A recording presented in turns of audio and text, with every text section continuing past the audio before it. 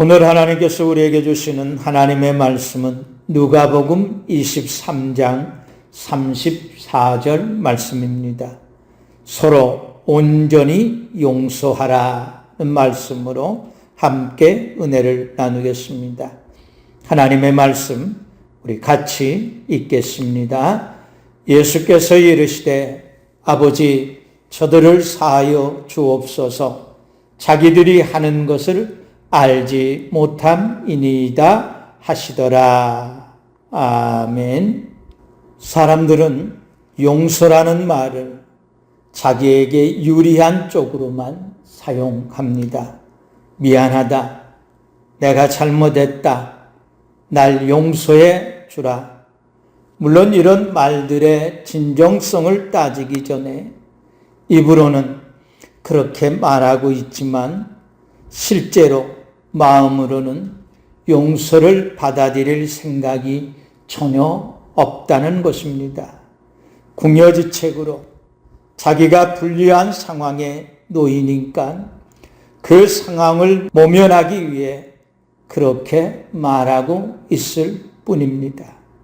이런 사람들은 상대방이 용서해 줄지라도 용서를 받아들일 준비가 되어 있지 않기 때문에 용서해 준 사람들과 화해하기보다는 속으로 두고 봐라. 너도 언젠가는 나에게 용서를 빌 때가 있을 것이다. 그때 내가 너를 처참하게 밟아주겠다 생각한다는 것입니다. 정말로 상상조차 하고 싶지 않는 일입니다. 우리는 용서를 말할 때 용서해 주는 것만 생각합니다. 그러니까 넌 그런 것도 이해 못하냐? 그 정도는 애교로 봐줄 수 있는 것 아니냐? 한번 눈 찔끔 감고 용서해 주면 될 일 가지고 왜 그렇게 속 좁게 구느냐? 쉽게 말하기도 합니다. 그럴 때면 너는 어쩌면 모든 게 그렇게 쉽냐? 나는 그런 네가 도저히 이해가 안 되고 용서가 안 된다 말하기도 합니다. 이는 용서해 주는 것이 우리가 생각하는 것보다 몇 배나 더 힘들고 어렵다는 것입니다. 그러므로 나 편하자고 나 좋자고 쉽게 잘못한 것을 용서해 달라고 하지 말라는 것입니다. 진정으로 잘못을 인정하고 용서를 구하기까지는 정말 큰 용기가 필요할 겁니다. 또한 진정으로 사과하고 용서를 구할 때 그것을 받아주는 것도 굉장히 큰 용기가 필요합니다. 진정으로 사과하고 용서를 구하지 않아서 용서하지 못하는 경우도 있지만 진정으로 사과하고 용서를 구하지만 그것을 선뜻 받아들이지 못해서 용서를 못하는 경우도 많다는 것입니다. 용서를 구하는 일보다 어쩌면 용서하는 것이 더 어려운지도 모릅니다. 용서는 용서를 구하는 사람과 그가 내게 잘못한 모든 것들을 내가 온전히 받아들여야 하기 때문에 결코 쉬운 일이 아니라는 것입니다. 용서하는 것을 주저하고 용서를 미루는 이유가 내가 당한 만큼 너도 당해보라는 마음이 있어서 용서하지 않음으로써 이중 삼중의 고통을 받고 피해를 감수하면서까지 용서를 미루는 일들도 참 많더라는 겁니다. 용서할 일이 있으면 빨리 용서하고 용서해야 할 일들로부터 빨리 벗어나는 것, 그것이 더 큰 피해를 입지 않는 지혜로운 방법입니다. 용서하지 못할 때 가장 큰 피해를 보는 사람은 자기 자신이라는 겁니다. 용서하지 않고 있는 동안 나는 초긴장 상태에 놓이게 될 것이고 여러 사람들과의 관계가 급속도로 경직되어서 더 이상 좋은 관계를 유지하기가 힘들어지게 될 거라는 겁니다.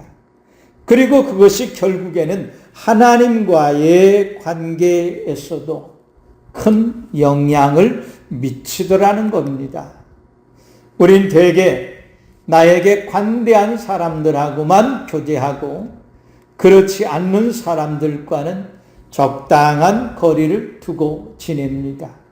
교회 안에서도 마찬가지입니다.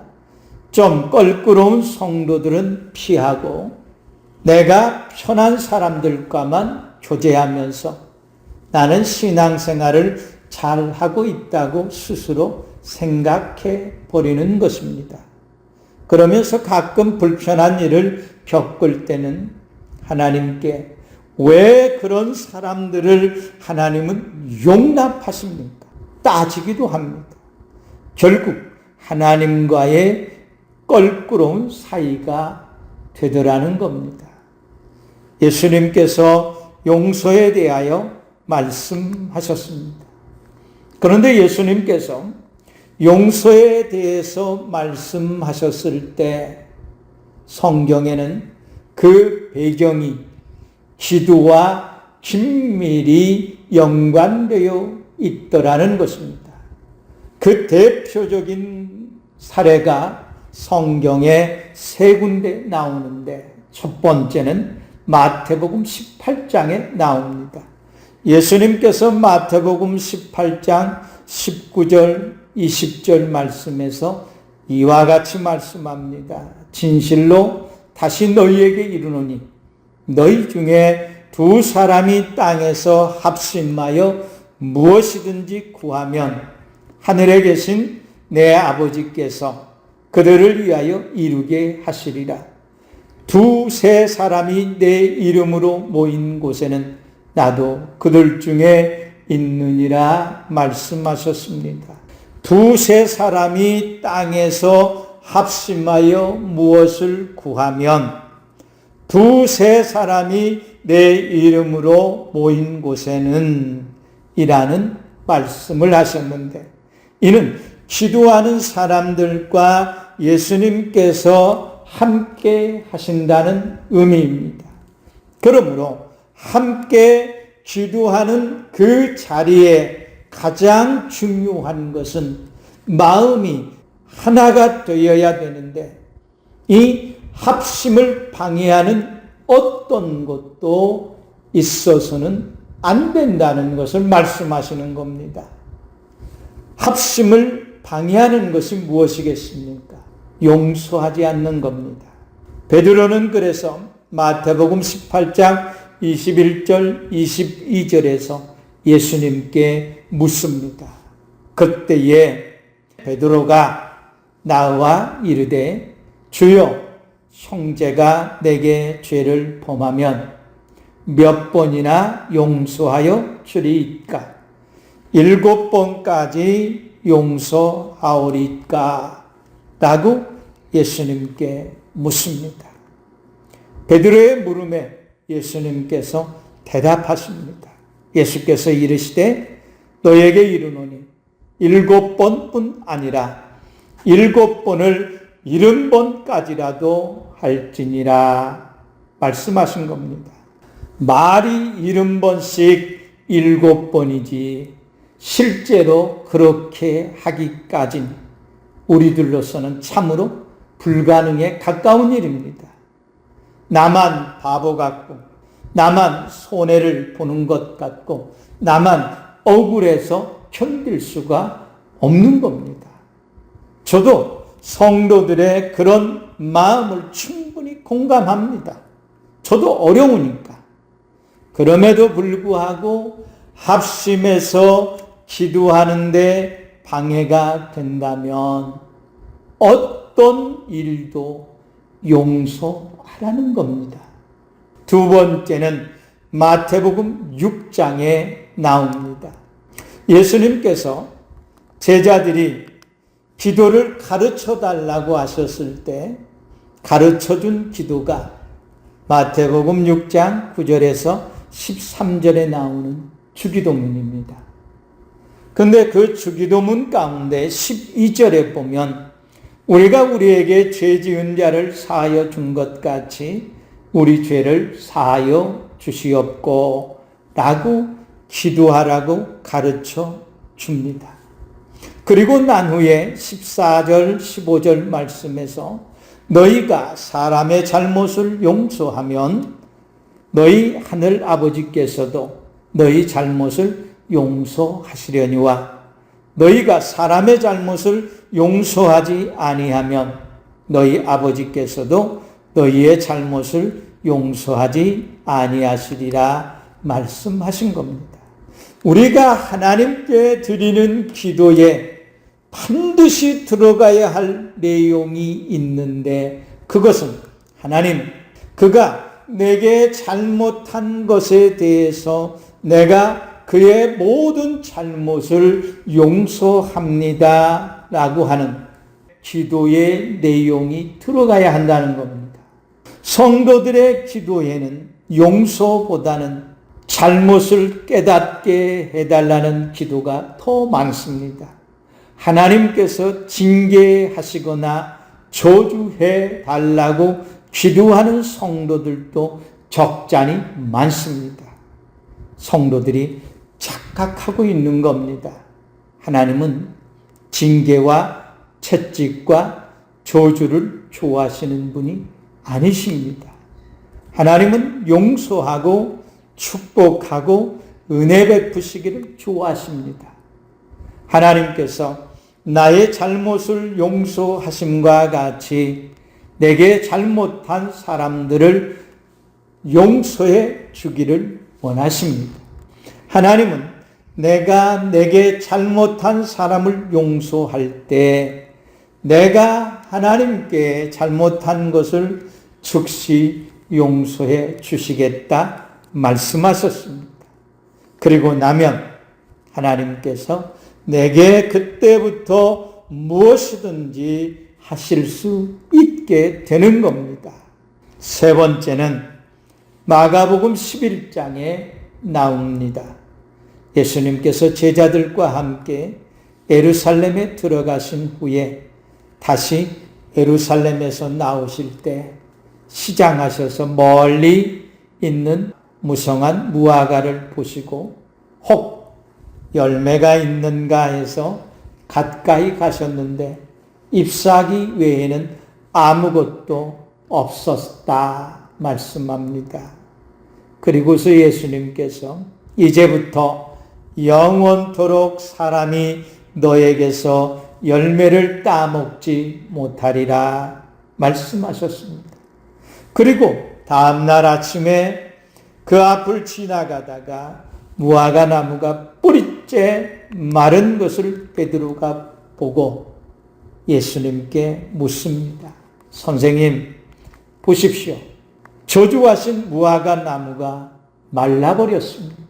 베드로의 말을 듣고 예수님께서 하나님을 믿으라 말씀하시면서 누구든지 이 산더러 들리어 바다에 던지라 하며 그 말하는 것이 이루어질 줄 믿고 마음에 의심하지 아니하면 그대로 되리라.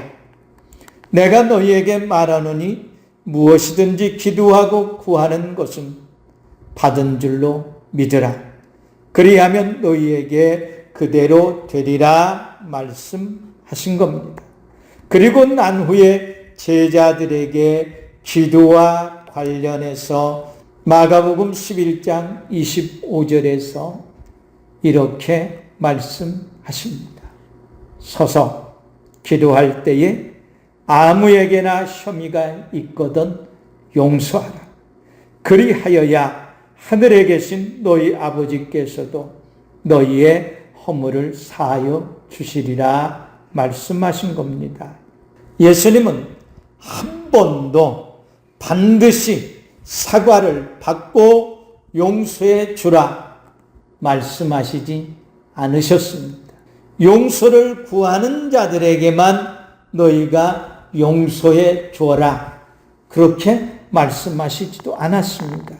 그런데 우리는 그런 식으로 다른 성도들에게 권면을 합니다. 그냥 용서해 주면 절대 안 돼. 그냥 용서해 줘 버리면 나중에 또 그러니까 반드시 사과부터 받아야 하고 다시는 그렇게 안 하겠다고 다짐을 받아 놔야 된다라고 말합니다. 예수님의 말씀과는 완전히 배치된 사람들의 잘못된 권면 때문에 하나님과의 관계가 꽉 막혀 있는 기도가 너무 많다는 겁니다. 예수님은 용서하심에 대해서 어떻게 하셨을까? 예수님은 바리새인과 서기관들과 제사장들의 잘못을 많이 꾸짖고 책망하시는 것처럼 오해를 하는 경우들이 참 많습니다. 그런데 예수님은 그들의 잘못을 용서하셨을까요? 아니면 용서하지 않으셨을까요? 예수님은 그들의 잘못을 용서하셨다는 겁니다. 예수님은 용서해야 살 수 있다는 것을 누구보다 잘 아신 분이셨기 때문에 용서하셨습니다.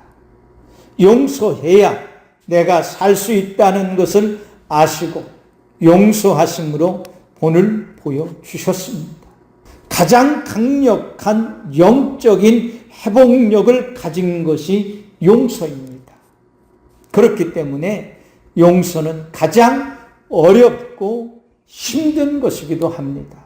예수님은 하나님과 가장 화목하게 사는 방법이 자기를 십자가에 못 박은 자들을 위해 용서하는 것임을 알았기 때문에 아버지 하나님께 용서해 달라고 기도하십니다. 누가복음 23장 34절에서 예수님은 이렇게 기도하십니다.